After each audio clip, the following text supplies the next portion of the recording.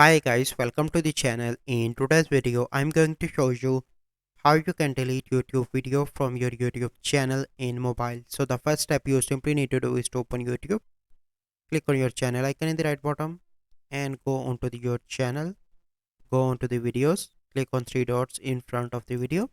But here you can see there is no option to delete, so there is an update.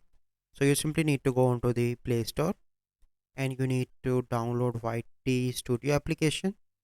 So I already download this application. Go on to the YT Studio, go on to the content. Here you can see all of the videos that are uploaded on my channel. So let's suppose I want to delete this. So you simply need to click on three dots. Here you can see multiple options and in the bottom you can see delete. Click on that and click on delete again. Once you click on that, your video will be deleted. So this is the process. I hope you find this video helpful. If you find this video helpful, must like this video, subscribe to our YouTube channel for future videos. We'll see you in the next video. Thank you. Have a good day.